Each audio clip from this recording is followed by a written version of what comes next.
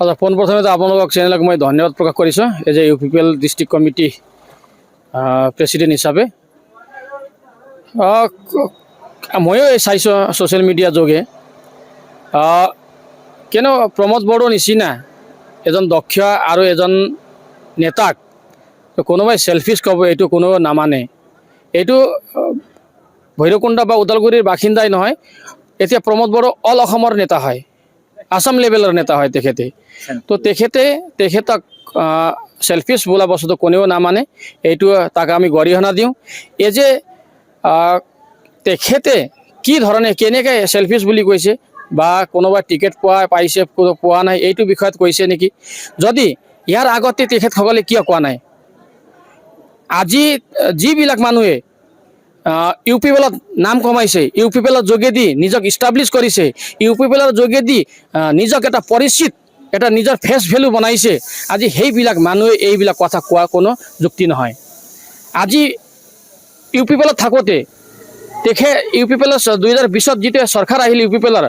তেখেতক প্ৰমোদ বড়োৰ এজন OSD অফিচাৰ হিচাপে ৰাখিছে। আৰু গোটেইকেইজন 2-3জন ব্যক্তিসকল জইনিং হৈছে, তেখেতসকলক মই জনাব বিচাৰোঁ যেনেকৈ এটা ভেলু আছিল UPPLত থাকোঁতে, আজি কালি গৈ কিনে যেতিয়া BPFত জইনিং কৰিছে, আপোনালোকে UPPLত থাকোঁতে আপোনালোকে ভাবা নাছিল নেকি? আপোনালোকেতো নিজে এটা ইণ্টেলেকচুৱেল হয়, এটা OSD এজন দক্ষ ব্যক্তিবিলাক হয় আপোনালোকে। তো এইবিলাক ব্যক্তিয়ে UPPL কেনেকৈ আছিল বা প্ৰমোদ বড়ো কেনেকৈ আছিল UPPL থাকোঁতে জানা নাছিল নেকি? যদি জানা নাছিল আপোনালোকে কিয় থাকিছে? যদি জানিছিল কিয় থাকিছে?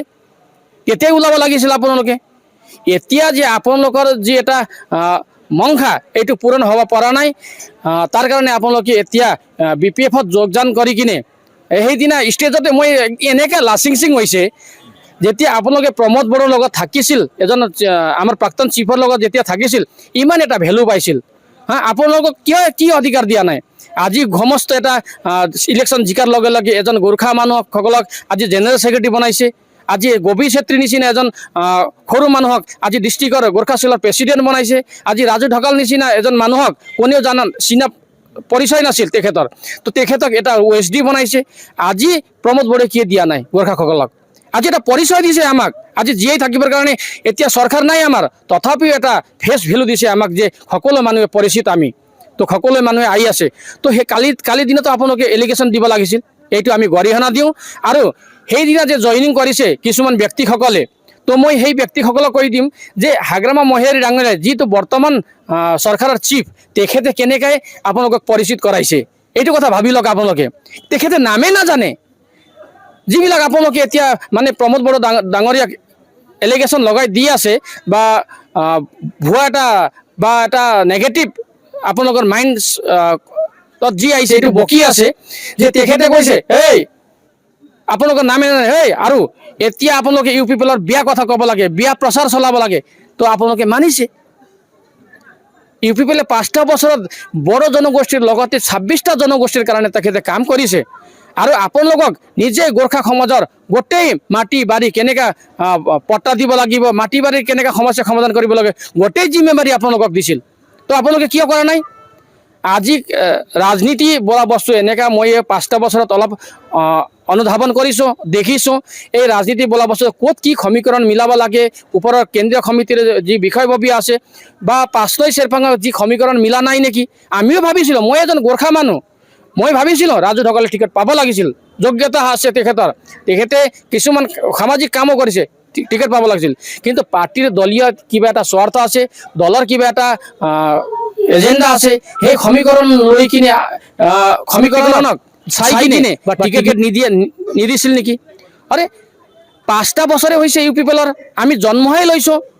এতিয়া ডাঙৰ দীঘল হৈ আছোঁ, আমাৰ বয়স আছে, আমাৰ সীমা আছে, আমি অলপ ধৈৰ্য ধৰিব লাগিব। এই বছৰ পোৱা নাই টিকেট, এই বছৰ আমি সুবিধা পোৱা নাই, এই বছৰ পদ পোৱা নাই, বেলেগ 5টা বছৰ আমি ৰখিব লাগিব। অৱশ্যে আমি যদি নিজৰ এটা এক্টিভিটি যদি দেখাওঁ সমাজক, যদি সমাজে আমাক গণ্য কৰে, সমাজে আমাক মানে যে আমাক এইজন ব্যক্তি লাগে, তো প্ৰমোদ বড়ো ছাৰ নিজেই এজন ক'ব যে তেখেতে নাই এইজন ব্যক্তিক আমি টিকেট দিব লাগিব। কিছুমান যিবিলাক মানুহে লিডাৰশ্বিপ ফ'ল' নকৰে, সেইবিলাক মানুহে একো কাম কৰিব নোৱাৰে হ'ব পাৰে এই যে পাৰ্চনেল লাইফত কোনোবা টকা পইচা কমাব পাৰিব কিবা কৰিব পাৰিব এইটো বেলেগ কথা কিন্তু যে লিডাৰশ্বিপ ৰাজনীতিত হওক সাংগঠনিক লেভেলত যদি লিডাৰশ্বিপ ফলো নকৰে আজি প্ৰেছিডেণ্টক প্ৰেছিডেণ্ট বুলি নামানে আজি মই এজন ফৰ এক্সাম্পল মই যদি দেউতাক নামানো যদি মই মাক নামানো তো এই ঘৰখন কেনেকৈ হ'ল এনেকাই হয় যদি আজি আপুনি ইমান দিন ইউ পি পি এলত আছিল ইউ পি পি এলৰ গুণ গান গাইছিল প্ৰমোদ বড়ো জিন্দাবাদ কৰিছিল U P P L long live কৰিছিল ইউ পি পি এলৰ কথা কৈছিল ইউ পি পি এলে ভাল কাম কৰিছিল গোৰ্খা সমাজৰ কাৰণে ভাল কাম কৰি আছে আজি একেবাৰে অচানক কি হ'ল গ'ল আপুনি বেলেগ পাৰ্টিত গৈছে বা বেলেগ পাৰ্টিত স্বাৰ্থ পূৰণ নোহোৱাৰ কাৰণে এনেকুৱা কৰিল নেকি এইটোৱে হয় নিজে নিজে পলিটিকেলত হয় স্বাৰ্থ সকলোৱে এটা স্বাৰ্থৰ কাৰণে ইয়াত আহে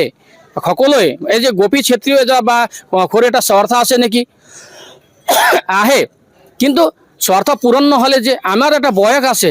এতিয়া ইউ পি পি এল 5টা বছৰ হৈছে জন্ম লোৱাত মানে চৰকাৰত অহাটো আমি আৰু সময় ৰখিব লাগিব আমাৰ কেপাবিলিটি দেখাব লাগিব আমাৰ কেপাচিটি কেনেকৈ আছে আমাৰ সমাজত কিমান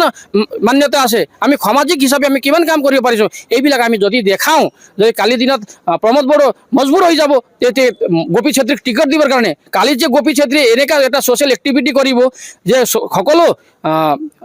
ৰাইজে যে গোপী চেত্ৰীক বিচাৰে গোপী চেত্ৰীক ফলো কৰে তো প্ৰমোদ বড়ো ডাঙৰীয়াই ভাবিব যে গোপী চেত্ৰীকো টিকট দিব লাগিব এইবাৰ ইলেকশ্যন খেলিবৰ কাৰণে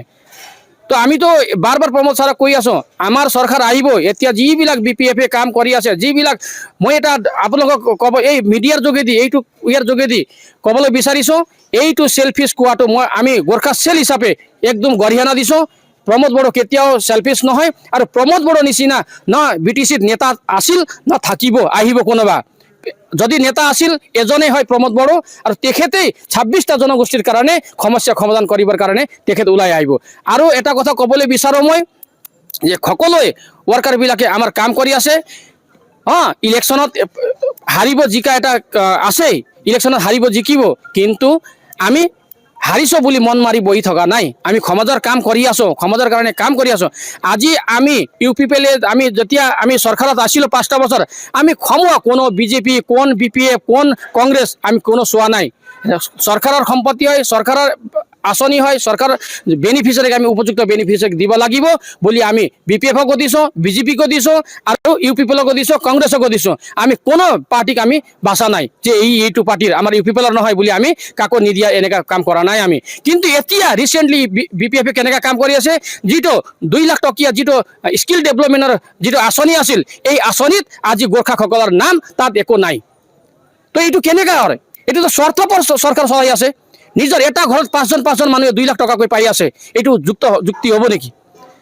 উপযুক্ত হ'ব নেকি আজি এটা স্কিল ডেভেলপমেণ্ট লৈ আহিছে কিমান গৰীব ঘৰৰ ল'ৰা ছোৱালীবিলাক আছে কম্পিউটাৰ আছিল আপোনাৰ কাৰ্পেণ্টাৰবিলাক আছিল সিহঁতক যদি 2 লাখ টকা দিয়ে এই 2 লাখ টকা দি সিহঁতে কাম কৰিব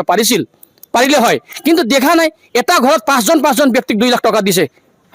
নিজৰ মানুহক ধনী কৰিবৰ চেষ্টা চলাইছে এইটো বি পি এফে কোনো আঁচনিৰ নামত এইটো ভুৱা আঁচনি বুলি মই এই আঁচনিক গৰিহণা দিছোঁ আৰু যতদা মই বি পি এফক বা যোনটো কাৰ্যপ্ৰণালী আছে যিটো মেনেজমেণ্ট আছে মেনেজমেণ্টক মই ক'বলৈ বিচাৰিছোঁ যে আপোনালোকে মানে এটা ভাল চিন্তা কৰক আপোনালোকে ভাল চিন্তা কৰক যে জাতি কোনো পাৰ্টি হিচাপে আপোনালোকে বাছি নলওক যোনে উপযুক্ত বেনিফিচিয়াৰী আছে যোনে উপযুক্ত মানুহ আছে তেখেতক আঁচনি দিয়ক বুলি মই আপোনালোকক অনুৰোধ কৰিব বিচাৰিছোঁ যে এইবাৰ খাটাং ইউ পি পি এলৰ যে আমাৰ ওদালগুৰি